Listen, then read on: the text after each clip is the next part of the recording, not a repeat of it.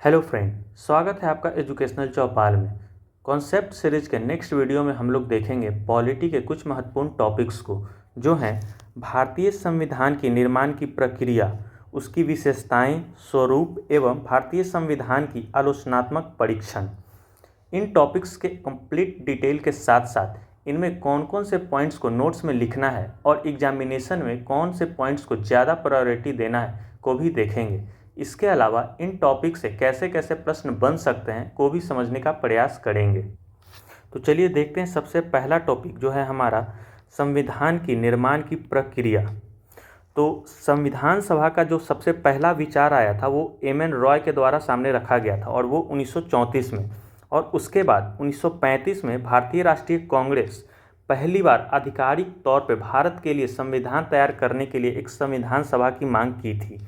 तो आपको अपने इंट्रोडक्शन में अगर इससे रिलेटेड कोई प्रश्न आता है तो इंट्रोडक्शन में आप इन दोनों पॉइंट्स को यूज करते हुए एक स्टेटमेंट बना के लिख सकते हैं। आप नोट्स में आप ये दोनों को पॉइंट वाइज लिख लीजिए और फिर उसको इंट्रोडक्शन के तौर पे स्टेटमेंट वाइज लिख लीजिएगा।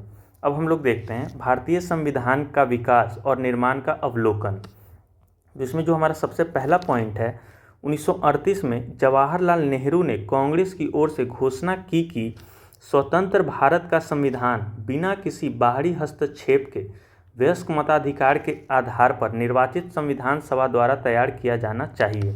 तो ये हो गया हमारा पहला पॉइंट, और इसमें आपको क्रोनोलॉजिकली लिखना है क्योंकि ये विकास और निर्माण का क्रम है, तो क्रम हमेशा एक क्रोनोलॉजिकल ऑर्डर में ही होता है। इसके बाद ब्रिटिश सरकार ने 1940 के अगस्त प्रस्ताव के द्वारा भारतीय संविधान सभा के जो मांग हो रहा था उसे स्वीकार कर लिया, और उसके लिए संविधान के निर्माण के लिए ब्रिटिश सरकार ने एक मसौदा का प्रस्ताव भेजा जो क्रिप्स मिशन के द्वारा भेजा गया था। उसके बाद तीसरा पॉइंट है कि क्रिप्स मिशन को मुस्लिम लीग ने अस्वीकार कर दिया था। वो चाहती थी कि भारत के दो अलग अलग संविधान हो। फिर है हमारा नेक्स्ट पॉइंट है, आप ये क्रिप्स मिशन मुस्लिम लीग वाला पॉइंट को स्किप भी कर सकते हैं या फिर लिख भी सकते हैं। फिर है 1946 का जो कैबिनेट मिशन योजना था, इसके अंतर्गत भारत के संविधान सभा बनाने के लिए संविधान सभा का गठन किया गया, और उसका जो पहला मीटिंग हुआ था वो 9 दिसंबर 1946 को हुआ था। तो ये सबसे इसमें मेन पॉइंट्स है कि 1946 में कैबिनेट मिशन योजना के अंतर्गत भारतीय संविधान के लिए संविधान सभा का जो मांग था उसे स्वीकार कर लिया गया, और उसका जो मसौदा तैयार करने के लिए क्रिप्स कैबिनेट मिशन को भेजा गया। उसके अंतर्गत 9 दिसंबर 1946 को पहला बैठक हुआ था। उसके बाद है क्रिप्स मिशन जो कैबिनेट मिशन था उसके प्रतिनिधि मंडल द्वारा अनुशंसित योजना के अनुसार प्रांतीय विधानसभा के सदस्यों का अप्रत्यक्ष रूप से चुना जाना था। इस योजना का कुछ आवश्यक तत्व है जो इस प्रकार हैं। तो इसमें था कि प्रांतों से 292 सदस्य, जबकि भारतीय राज्यों से अधिकतम 93 सीटें आवंटित की गई थी। तो ये भारतीय राज्य से मतलब था उस समय के प्रिंसली स्टेट जो राजे रजवाड़े थे उनके, और ये टोटल मिला के 389 सीट था, और इसमें 292 सदस्य जो चुने गए थे, 93 आवंटित थे, और उसके अलावा 4 जो थे वो अंग्रेजों द्वारा मनोनीत थे। फिर इसके अलावा नेक्स्ट पॉइंट है प्रत्येक प्रांतों में सीटें 3 मुख्य समितियों मुस्लिम, सिख और जनरल के बीच उनकी संबंधित जनसंख्या के अनुपात में वितरित थी। उसके बाद है प्रांतीय विधानसभा में प्रत्येक समुदायों के सदस्यों ने एकल संक्रमणीय वोट के साथ अनुपातिक प्रतिनिधित्व विधि के द्वारा अपने स्वयं के प्रतिनिधियों को चुना था। जैसे अभी भारत में राष्ट्रपति या राज्यसभा के सदस्यों का चुनाव होता है, सेम उसी तरह से उस समय संविधान सभा के सदस्यों का चुनाव हुआ था। उसके बाद है जब भारत का विभाजन हुआ था तो जो 389 सदस्य थे तो उसकी संख्या घट के 299 रह गई थी, और बाकी के सदस्य पाकिस्तान के संविधान सभा के सदस्य बन गए थे। और उसके बाद इनमें 284 जो सदस्य थे वास्तव में 26 नवंबर 1949 को उपस्थित थे तथा उन्होंने संविधान पर अपने हस्ताक्षर किए, जिससे संविधान अंततः पारित कर दिया गया। तो ये हमारा कुछ पॉइंट्स हो गया जो संविधान के निर्माण की प्रक्रिया से जुड़ा हुआ है। तो इससे रिलेटेड हम लोग क्वेश्चन देख लेते हैं कि कैसा क्वेश्चन बन सकता है। तो इसमें आपको सिंपल सा यही क्वेश्चन बनेगा कि भारतीय संविधान के विकास एवं निर्माण की प्रक्रिया की चर्चा करें। तो इसमें आपको क्रोनोलॉजिकल वे में पहले इंट्रोडक्शन लिखना है, फिर उसके बाद जवाहरलाल नेहरू 1938 के जवाहरलाल नेहरू के घोषणा से शुरू करते हुए अगस्त ऑफर, क्रिप्स मिशन, उसके बाद कैबिनेट मिशन को लिख देना है और उसके बाद इसमें टोटल सदस्य और कैसे वो चुने गए थे लिखना है और लास्ट में इसमें कितने सदस्यों ने साइन किया था वो लिख देना है। उसके बाद आप कंक्लूजन लिख सकते हैं 2 से 3 लाइन में इसी सबको एक इसका सार लिखते हुए। तो ये हो गया हमारा पहला पॉइंट, पहला टॉपिक। अब हम लोग दूसरा टॉपिक देखते हैं, भारतीय संविधान की प्रमुख विशेषताएं। तो इसमें है कि भारतीय संविधान की अनेक ऐसी विशेषताएं हैं जो इसे एक अलग पहचान दिलाती है। तो इसमें अभी आपको स्क्रीन पर टोटल 20 विशेषताएं दिख रही होंगी। तो हम लोग एक एक करके सभी विशेषताओं को देख लेते हैं और फिर लास्ट में मैं आपको बता दूंगा कि इसमें से कौन कौन से जो विशेषताएं हैं उसे आपको याद करना है और उसे एग्जामिनेशन में यूज करना है। और आपको नोट्स में तो ये 20 विशेषताएं को लिखनी है ताकि आपको एग्जामिनेशन के दौरान 10 से 12 विशेषताएं याद आ जाएँ। तो हमारा जो सबसे पहला विशेषता है हमारे संविधान का वो है लिखित व विशाल संविधान। तो भारत का संविधान विश्व के लिखित संविधानों में सबसे विशाल है और इसमें मूल रूप से 22 भाग, 8 अनुसूची और 395 अनुच्छेद थे, जबकि वर्तमान में 22 भाग, 12 अनुसूचियाँ और लगभग 444 अनुच्छेद हैं। तो आपको नोट्स में इतना शब्द में नहीं लिखना है, आपको सिंपल लिखना है लिखित व विशाल संविधान और फिर लिख देना है कि मूल रूप से 22 भाग, 8 अनुसूचियाँ और 395 अनुच्छेद थे और वर्तमान में 25 भाग, 12 अनुसूचियाँ एवं लगभग 444 अनुच्छेद हैं। उसके बाद सेकेंड पॉइंट है, सेकेंड विशेषता है संविधान की प्रस्तावना। तो आप इसमें लिख सकते हैं कि भारत की प्रस्तावना संविधान निर्माताओं के विचारों को जानने की एक कुंजी है। फिर है तीसरा पॉइंट है संपूर्ण संप्रभु संपन्न राज्य। तो इसका आशय क्या होता है कि वैसे राज्य से है जो किसी बाह्य नियंत्रण से सर्वथा मुक्त हों और अपनी आंतरिक तथा विदेश नीतियों को स्वयं निर्धारित करता है। और भारतीय संदर्भ में देखा जाए तो भारत की संप्रभुता भारत की जनता के हाथों में निहित है।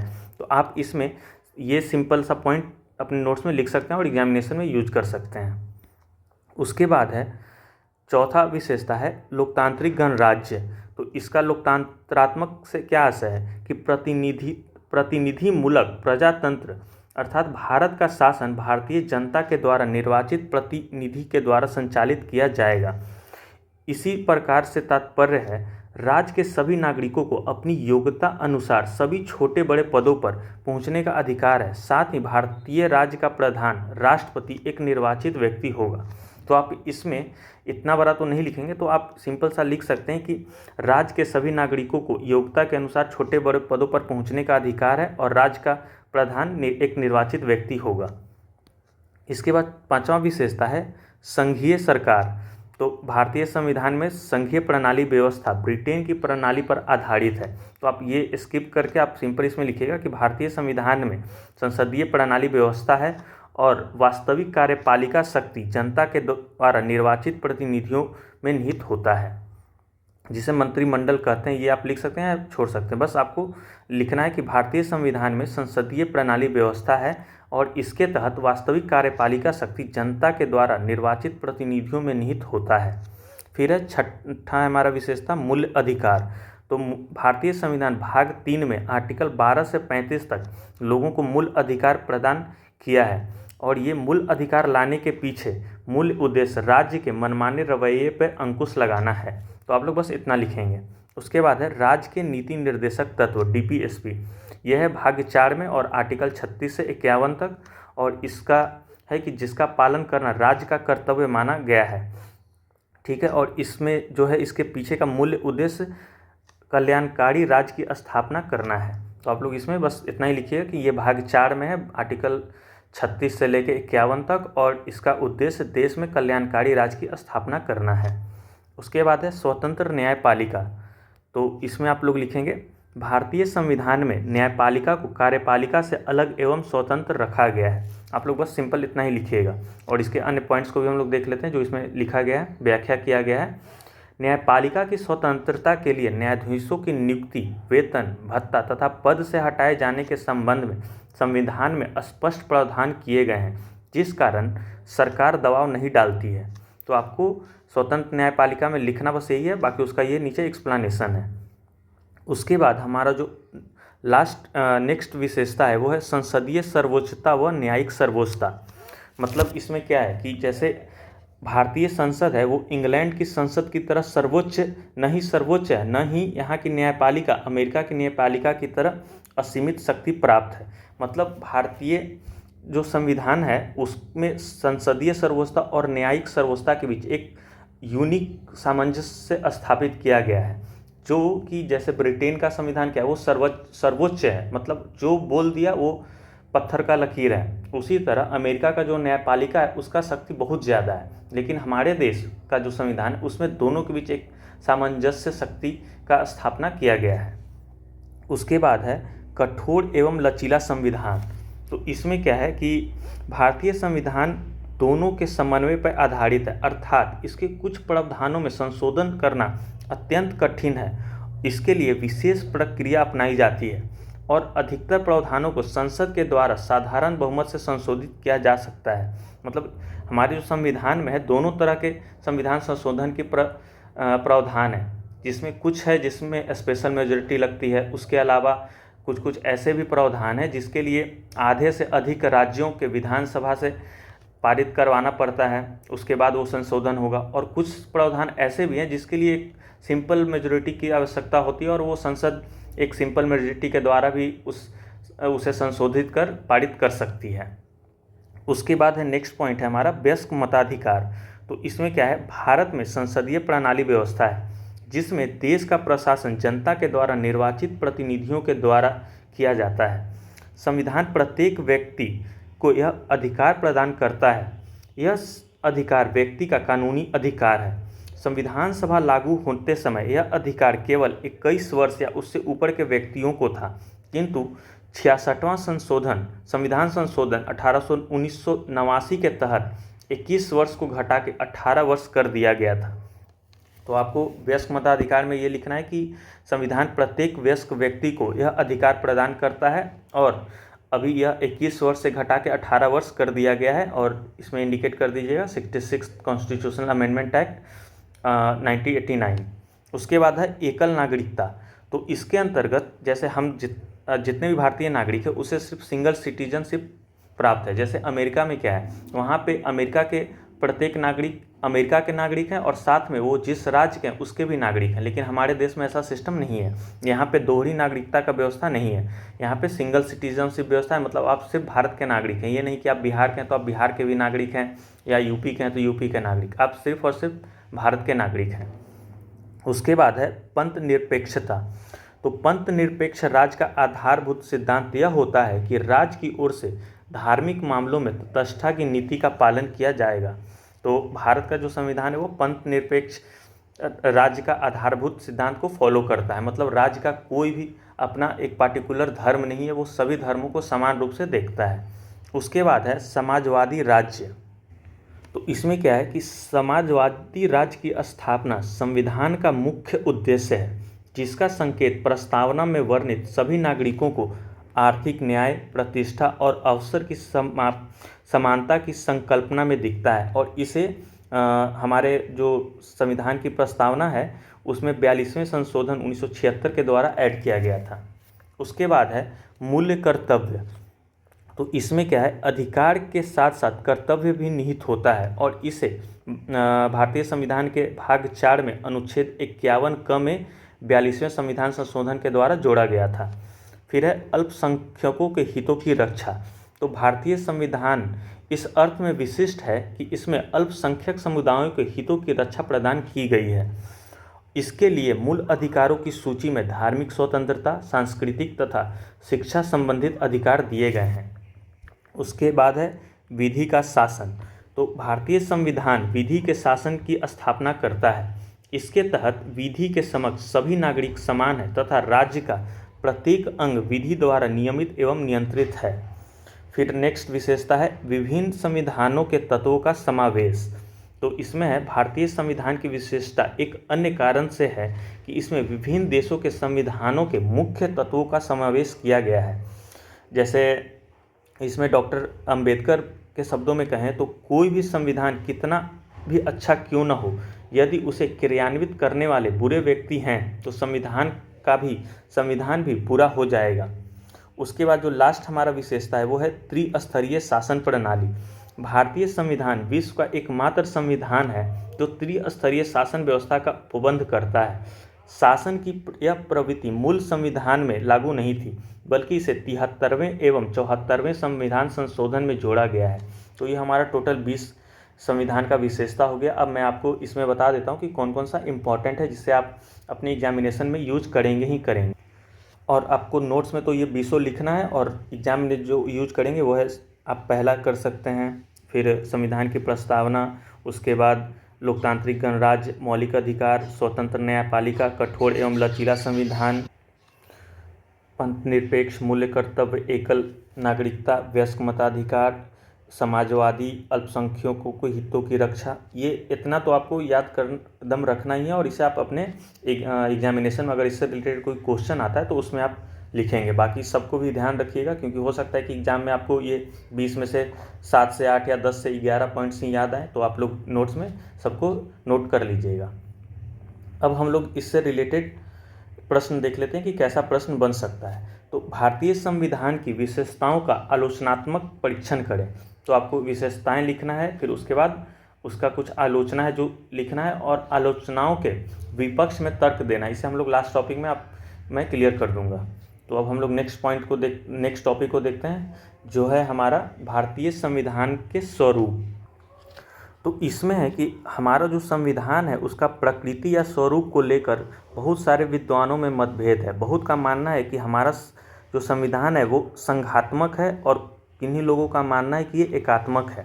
तो हम लोग दोनों का चर्चा करते हैं, और सबसे पहले भारतीय संविधान के संघात्मक लक्षण को देख लेते हैं। तो इसमें जो हमारा सबसे पहला इसका लक्षण है वो है लिखित संविधान, फिर है संविधान की सर्वोच्चता, फिर है केंद्र एवं राज्यों में पृथक सरकारें, फिर है संघ एवं राज्यों के बीच शक्तियों का विभाजन, संविधान संशोधन की जटिल प्रक्रिया, स्वतंत्र न्यायपालिका और उच्च सदन की उपस्थिति।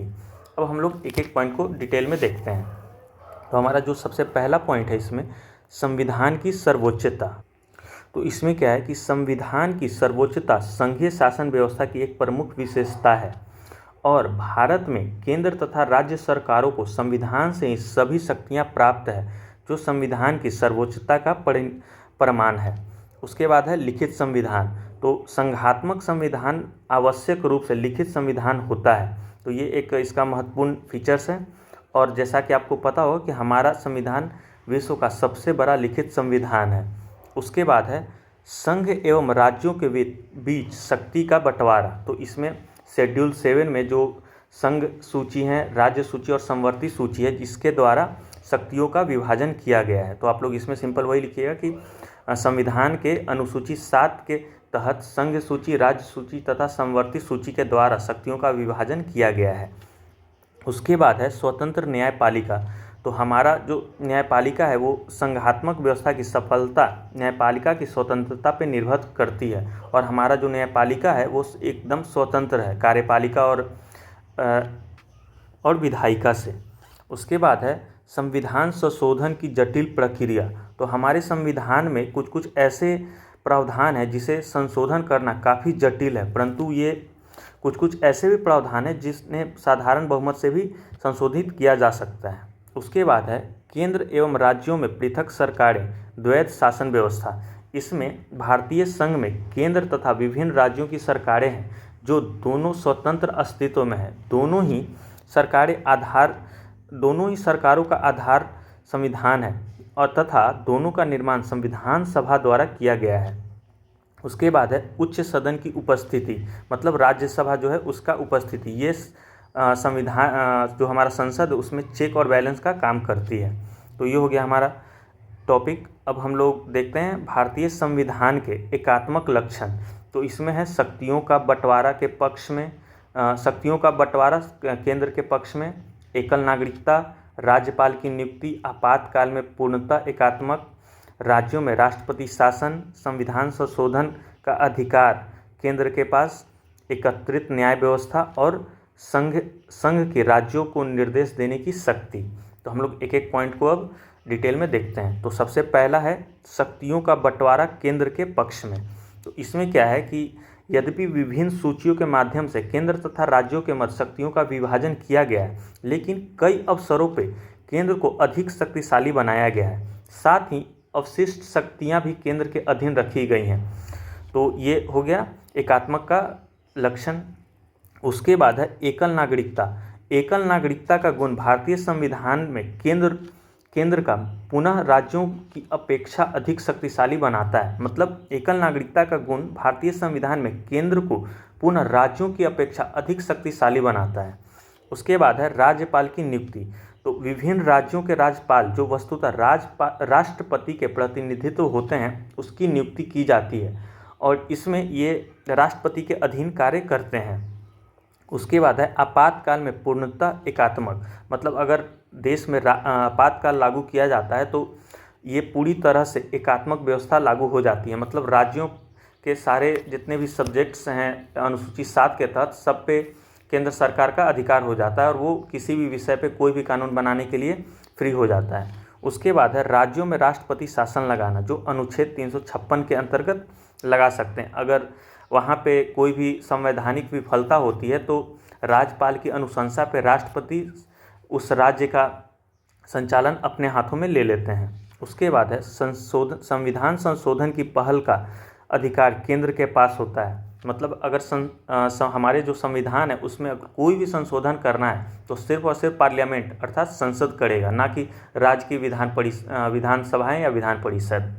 उसके बाद है एकत्रित न्याय व्यवस्था।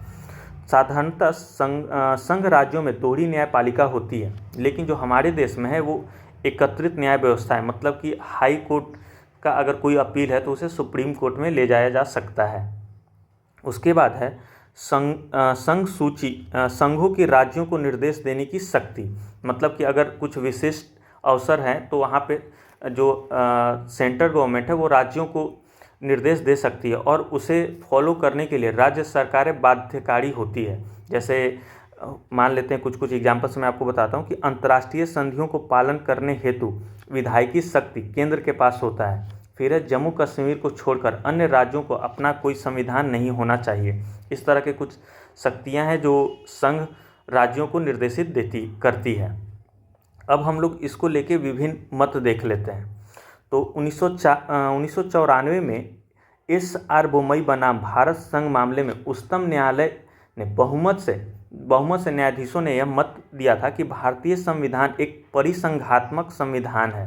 मतलब ये संघात्मक या एकात्मक के पक्ष में विभिन्न मत दिया जा रहा है जो विद्वानों और सर्वोच्च न्यायालय के जो उसका जजमेंट आया था उसमें व्याख्या करता है। उसके बाद है कि डॉक्टर अंबेडकर के अनुसार यद्यपि हमारे संविधान में ऐसे कुछ उपबंधों का समावेश है जो केंद्र को ऐसी शक्ति प्रदान देते हैं जिससे प्रांतों की स्वतंत्रता समाप्त सी हो जाती है, फिर भी वह परिसंघात्मक संविधान है। इसी क्रम में प्रोफेसर केसी व्हीलर ने इसे अर्धसंघीय संविधान कहा है। तो ये हो गया विभिन्न मत। अब हम लोग इससे रिलेटेड कुछ प्रश्न देख लेते हैं जो एग्जाम में बन सकते हैं। तो हमारा पहला प्रश्न बनता है इससे कि भारतीय संविधान के विभिन्न स्वरूपों का आलोचनात्मक परीक्षण करें। तो इसमें क्या है, सबसे पहले आपको इंट्रो लिखना होगा। उसके बाद पहले आप संघात्मक की फीचर्स को बताएंगे, उसके बाद एकात्मक के फीचर्स को बताएंगे, उसके बाद फिर उसका कुछ आलोचनात्मक परीक्षण आपको कर देना, मतलब उसका कुछ सीमाएं बतानी है। उसके बाद दूसरा प्रश्न जो बन सकता है वो है भारतीय संविधान को अर्धसंघीय क्यों कहा जाता है, परीक्षण करें। तो इसमें भी आपको दोनों पक्षों को लिखना है, उसके बाद उसका कंपेयर कर देना है। तो ये हो गया हमारा टॉपिक। अब है नेक्स्ट टॉपिक है भारतीय संविधान की आलोचनात्मक परीक्षण। तो इसके अंतर्गत जो हमारा सबसे पहला हेडिंग है वो है 1935 के अधिनियम की कार्बन कॉपी। तो इसका पहले आलोचना देख लेते हैं। ब्रिटिश संवैधानिक विशेषज्ञ सर आइवर जेनसिंग ने तर्क दिया कि भारतीय संविधान भारत सरकार की अधिनियम 1935 से काफ़ी हद तक उधार लिया गया है, जिसमें कई प्रावधान सीधे कॉपी कर लिए गए हैं। और इसके प्रतिवाद में डॉक्टर BR अम्बेडकर ने इस दावे का विरोध किया और यह स्पष्ट करते हुए कि उधार के लिए तत्वों का मुख्य रूप से प्रशासनिक विवरणों से संबंधित है। संविधान में स्वतंत्र भारत की परिकल्पना को शामिल किया गया है, जिसमें मौलिक अधिकार, नीति निर्देशक सिद्धांत और 1935 अधिनियम से अलग अलग विशेषताएं को शामिल किया गया है। उसके बाद है उधार का थैला। जैसा कि आप लोगों को पता होगा कि हमारा जो संविधान है उसमें बहुत सारे जो प्रावधान हैं अन्य देशों के संविधान से लिया गया है, तो उस आधार पर इसकी आलोचनाएं की जाती है। लेकिन उसका प्रतिवाद जो है कि जब संविधान में विभिन्न विभिन्न विश्व के संविधानों की अवधारणाओं और प्रावधान को शामिल किया गया है, लेकिन इसके निर्माताओं ने बड़ी चतुराई से उसे भारत के विशिष्ट संदर्भ और आवश्यकताओं के अनुसार अनुकूलित किया है। जैसा कि बी आर अम्बेडकर कहते हैं कि यह आलोचना संविधान के सार को सतही समझ से उपजी है। उसके बाद है वकीलों का स्वर्ग। इसके आलोचना में जो तर्क दिया जाता है, सर आइवर जेनसिंग बोलते हैं कि संविधान की कानूनी भाषा और वाक्यांश विज्ञान की आलोचना करते हुए इसे वकीलों का स्वर्ग कहा गया है।